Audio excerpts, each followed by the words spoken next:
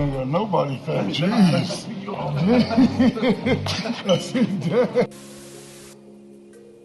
Ngannou Francis, issu d'une famille pauvre d'Afrique, SDF à Paris et champion du monde aux États-Unis. Je te garantis que son histoire va littéralement transformer ta vie. Alors, si tu crois en toi, regarde ça.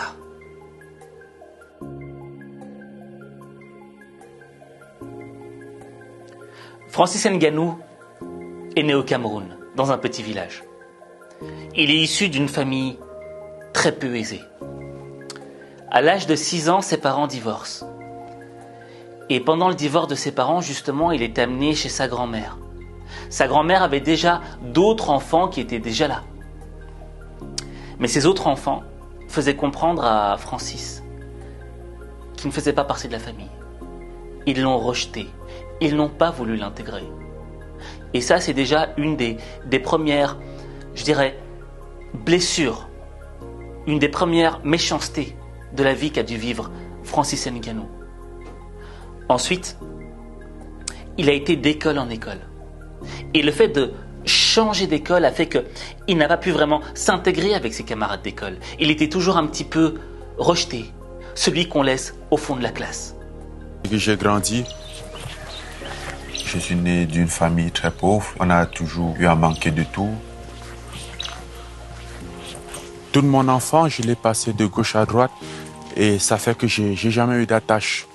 À chaque fois, je devais passer une année scolaire dans un établissement et l'année prochaine, je devais le passer dans un autre.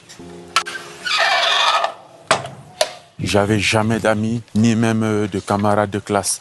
Je pense que c'est ça qui a développé mon côté solitaire. Arrivé à l'adolescence, Francis se dit qu'il aimerait bien être architecte, parce qu'il aime bien les maths et il sent qu'il est capable de lire un plan. Ou bien avocat, parce que lorsque ses parents ont divorcé et qu'il a vu les honoraires d'avocat, il s'est dit « mais il y a moyen de se faire de l'argent et je pourrais au moins aider ma famille ». Mais c'est là que le bas blesse. Tu vois, Francis avait ses rêves là, mais il est très vite retombé sur terre. Parce qu'il a dû aller travailler dans les mines de sable. Travailler dans les mines de sable juste pour ramasser un salaire de misère afin de manger, afin de pouvoir aller à l'école.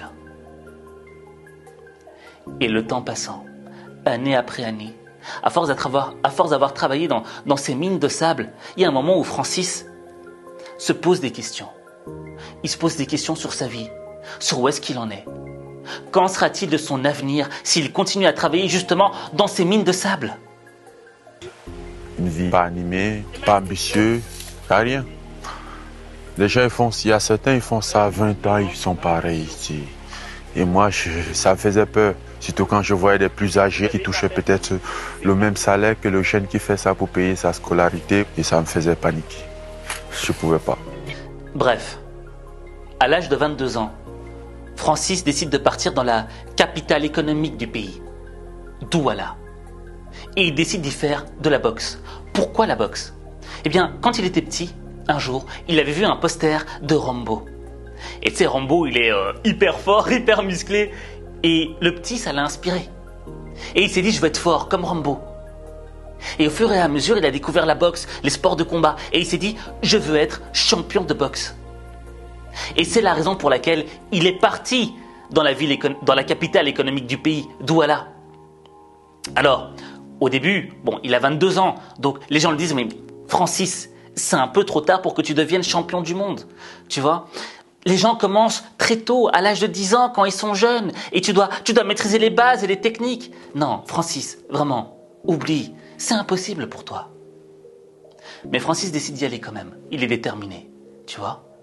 Et ça vaut mieux d'essayer plutôt que de retourner travailler dans les mines de sable. Alors, lors de ses premiers combats, Francis, il se fait déchirer. C'est normal. Les adversaires sont beaucoup plus expérimentés que lui, beaucoup plus rapides que lui. À 22 ans, commencer la boxe, c'était perdu d'avance. Surtout que j'étais déjà un poids lourd qui n'avait jamais fait de sport dans sa vie. Les gens ils disaient que j'étais fou, que j'avais perdu la tête. Le jour où j'ai mis les gants pour la première fois, les mecs en face de moi, ils étaient très rapides. J'arrivais pas à les toucher, ils me touchaient quand ils voulaient. J'ai compris que c'était pas gagné. Lors de mon premier combat, c'était difficile aussi. Parce que je me suis fait toucher au premier round. Il y a eu un clic dans ma tête. J'ai pris les choses en main. Tellement j'étais agressif, l'arbitre a dû arrêter le match. Mais il était évident que je devais quitter le Cameroun, aller autre part ailleurs où j'aurais plus de chances dans la bourse. Mais l'atmosphère pour Francis était trop négative. Tu vois ce que je veux dire? Tout le monde le regardait bizarrement. Les gens disaient mais tu n'y arriveras pas, ça ne sert à rien. Et Francis comprend que, en restant dans cet endroit, c'est vrai, il n'arrivera à rien. Et il est temps pour lui de partir, de découvrir un autre endroit où est-ce qu'il pourra peut-être réaliser son rêve. Et c'est là que commencent les galères.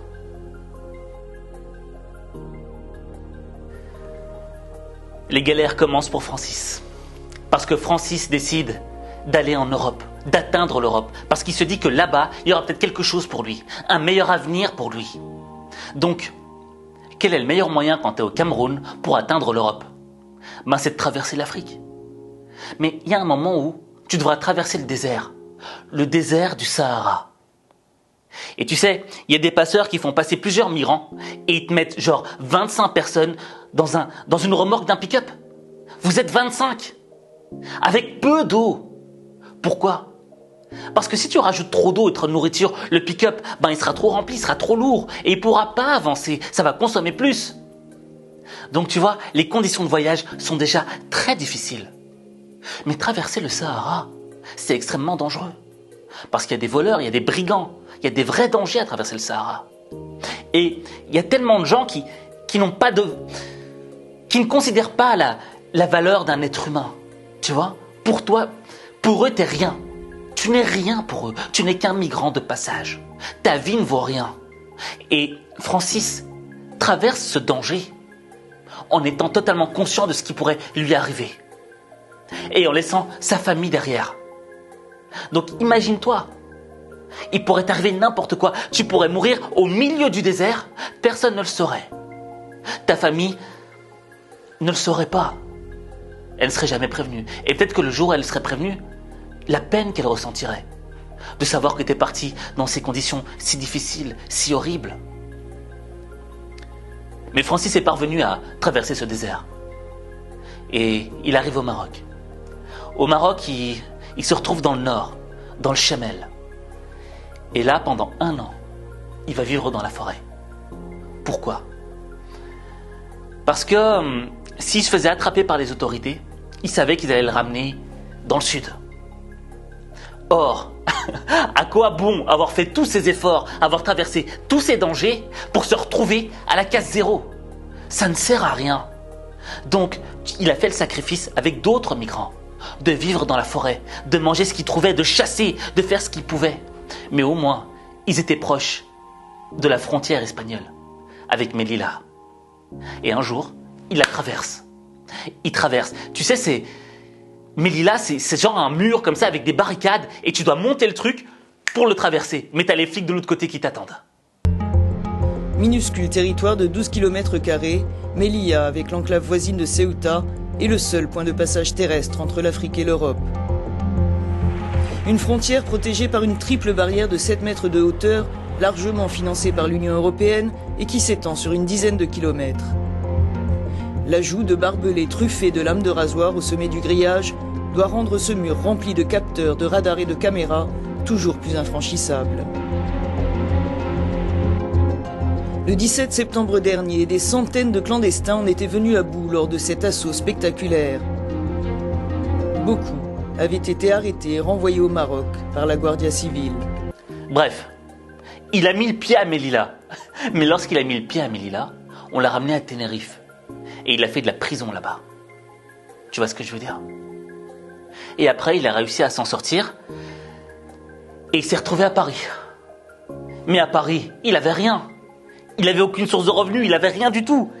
Et il était obligé de dormir dans la rue. SDF. À 26 ans.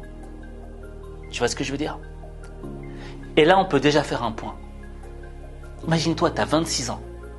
t'as traversé plein de galères, t'as rien en poche, t'as pas un sou, ta famille est de l'autre côté. Je veux dire, t'as l'impression d'avoir gâché ta vie. T'as l'impression que ta vie est foutue, qu'elle est terminée, de ne pas l'avoir réussi. Mais Francis, il a un autre mindset. On l'appelle le prédateur. Pourquoi est-ce qu'on l'appelle le prédateur? Parce que, tu sais, dans la vie, on a deux choix. Soit on décide d'être une proie, soit on décide d'être un prédateur. La spécificité de la proie, c'est simplement de subir les choses, de subir le monde, de subir les attaques. Tu subis toute ta vie.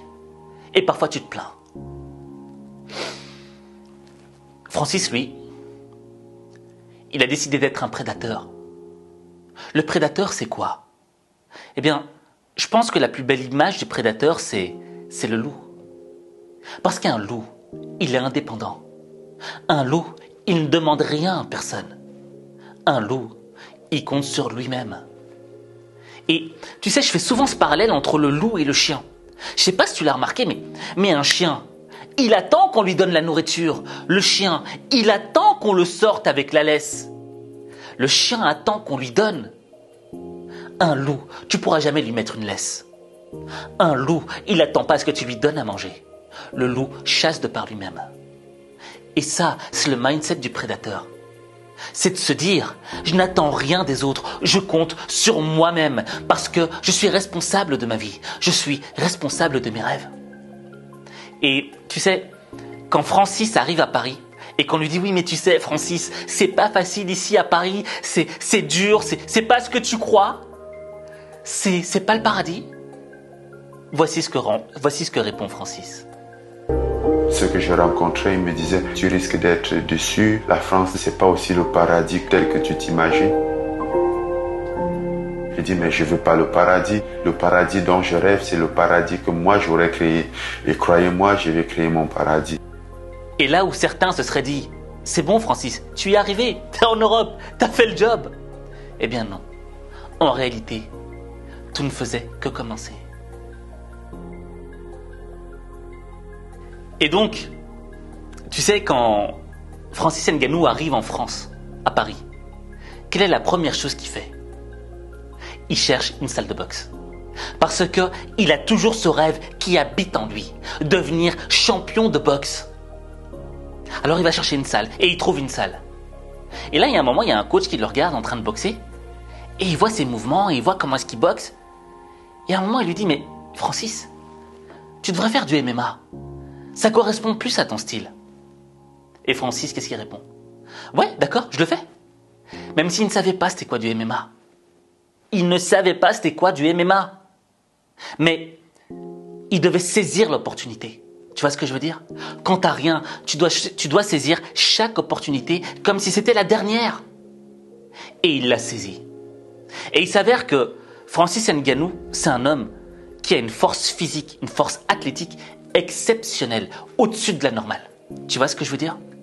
Et ça, c'est important. Je veux dire que, tu sais, chaque personne dans ce monde a reçu un don. Chaque personne dans ce monde a un trésor au fond de soi. Toi, moi, Francis, on a tous reçu un don.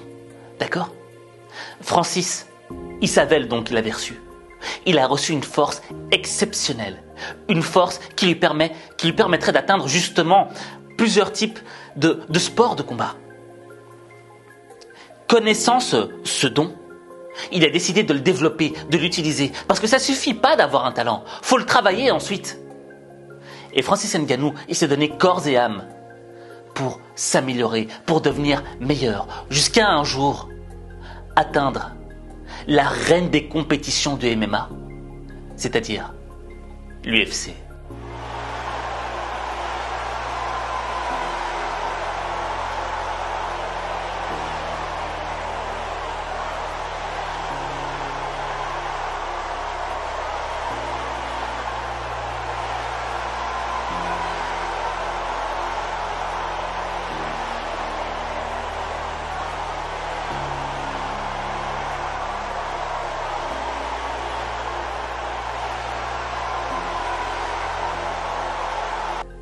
Et Francis Ngannou, franchement, il a fait des combats exceptionnels en MMA.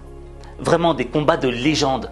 Tu vois, il y a la mise en évidence de cette force pure qu'il a, de ce don qu'il a reçu, mais qu'il a travaillé en même temps, qu'il n'a pas laissé là. Et là arrive le combat de sa vie. Le combat pour le titre de champion UFC. Face à Stipe Miocic. Miocic, bon bref, je sais pas comment on dit le nom de ce gars, mais on va le dire Stipe, d'accord, ce sera plus simple. Et il s'avère que Francis l'avait déjà rencontré lors d'un combat précédent. Et il avait perdu ce combat. Alors, tu sais, lorsque tu perds un combat, c'est difficile au niveau de ton ego. C'est très dur à gérer. Et quand tu es Francis Ngannou, d'accord, que tu as commencé le MMA plus tard que tout le monde. Tu vois, tu avais déjà dépassé les 25 ans que tu commençais ce sport. Et que le gars qui est en face de toi est l'un des meilleurs combattants de tous les temps dans sa catégorie. Et qu'il a beaucoup plus d'expérience que toi. C'est clair que tu dis que tes chances sont moindres. Tu as moins de chances de remporter la victoire. C'est vrai. Mais Francis s'est battu avec ses armes. Déjà, il était ultra concentré. Et il a tout donné. Ce qui a fait qu'il a pu remporter le titre de champion UFC.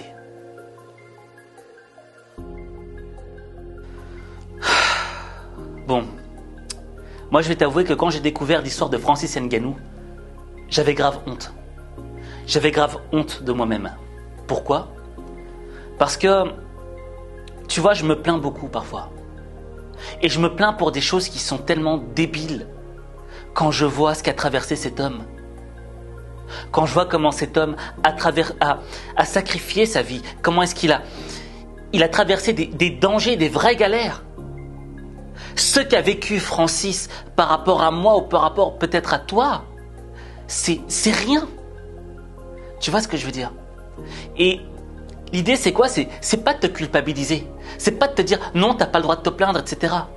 Mais si tu veux avoir le mindset du prédateur, le mental du prédateur, comme Francis, je pense que la première idée que tu dois te poser, la première question que tu dois te poser, c'est de te dire: est-ce que c'est vraiment insurmontable ?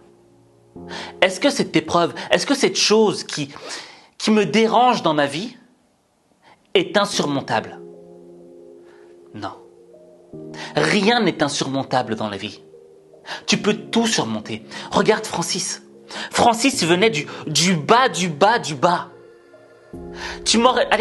On aurait tous parié il y a 20 ans que Francis Ngannou deviendrait champion du monde du UFC. Personne ne l'aurait cru. Personne n'aurait parié 1 euro sur lui.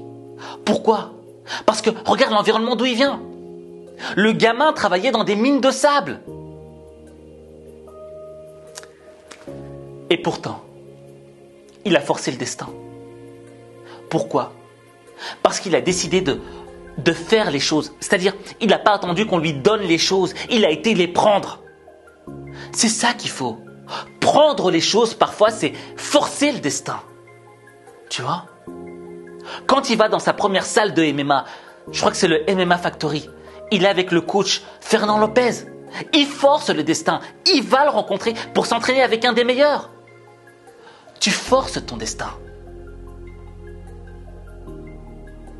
Le deuxième élément à savoir, c'est ce que tu veux vraiment. Francis, il voulait être champion de boxe. C'est ce qu'il voulait vraiment.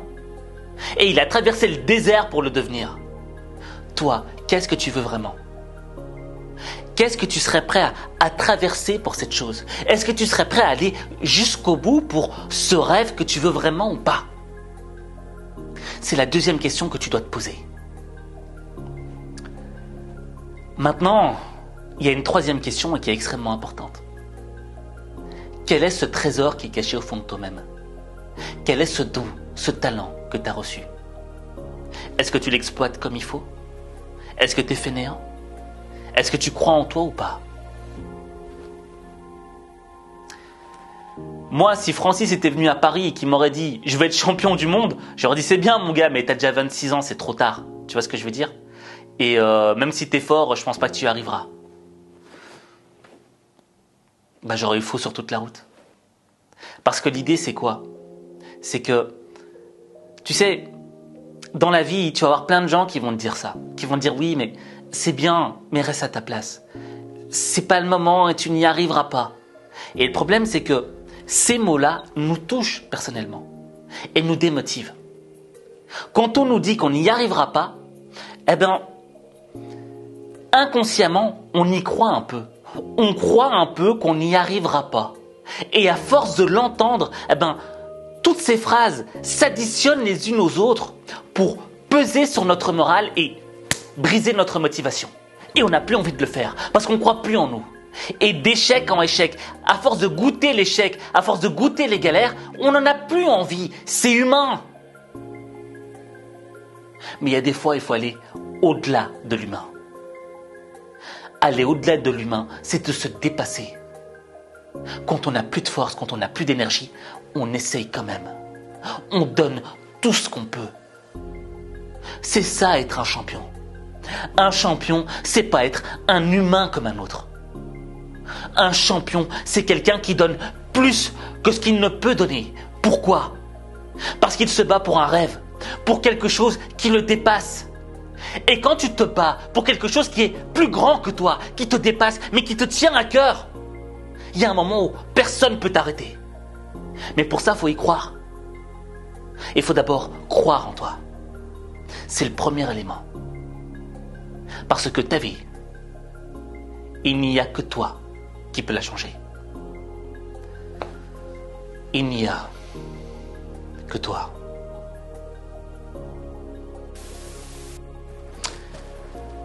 Tu sais, je pense que c'est une des vidéos qui a été la plus difficile pour moi à faire. Parce que je suis très ému. Ça me touche vraiment très très fort. Parce que j'ai reçu beaucoup de messages de gens qui traversaient justement le désert. Des gens qui ont traversé le désert pour atteindre l'Europe. Et qui me disaient, Aziz, quand on était dans le pick-up, on écoutait du H5 Motivation pour essayer de se motiver. Et tu vois, ça fait mal. Ça fait mal de savoir que il y a des gens qui vivent des choses tellement difficiles et que toi, tu vis dans le confort, mais tu essayes d'apporter un petit truc. D'accord ? Tu essayes d'apporter une petite chose à ces gens. Une petite chose, une petite chose au monde, quoi. Et moi, ça me touche vraiment. Et ce que je voudrais, c'est que toi aussi, tu apportes ta touche au monde. Une touche qui pourra aider les gens. Je voudrais que tu partages en commentaire un message d'espoir, un message inspirant, un message motivant pour une personne qui est en galère, pour une personne peut-être que tu connais ou une personne que tu ne connais pas. Ou peut-être qu'il y aura une personne dans 100, dans 150 ans qui relira les commentaires et qui trouvera dans ton message quelque chose qui lui donnera le courage, l'énergie pour redémarrer, pour traverser l'enfer. Parce que dans le fond, une galère, c'est quoi ? Une galère, c'est de l'enfer. Mais l'enfer n'est pas fait pour que tu y restes. L'enfer est fait pour que tu le traverses.